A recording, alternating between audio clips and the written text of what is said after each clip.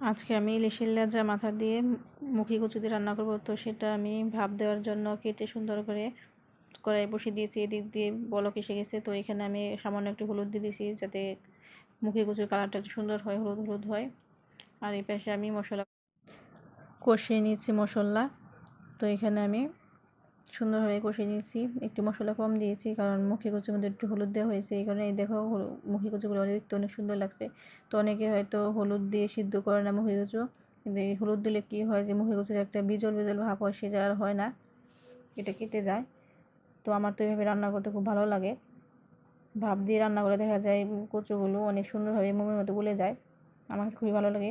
অবশ্যই কে কে এরকম কীরকম খায় সেটা আমি অবশ্যই জানি না, কিন্তু আমার কাছে খুব ভালো লাগে। যদি তোমাদের কাছে ভালো লেগে থাকে তাহলে অবশ্যই সাবস্ক্রাইব করে থাকবে যদি ইউটিউব থেকে দেখে থাকো, আর যদি ফেসবুক পেজ থেকে দেখে থাকো তাহলে অবশ্যই একটা শেয়ার করে দিবে আর লাইক কমেন্ট করে যেও। আর এখানে আমি কষানোর পরে মাছটা সুন্দর করে দিয়ে দিচ্ছি, লেজার মাথাগুলো। এইটা ইলিশ মাছ দিয়ে কচু মুখি রান্না কিন্তু খুবই মজা, খুবই সুস্বাদু হয়। এটা আমি অনেক দিন প্রায় ট্রাই করলাম, অনেক দিন পর, মানে অনেক দিন ধরে খাওয়া হয়নি, তো অনেক দিন পরেই খাচ্ছি।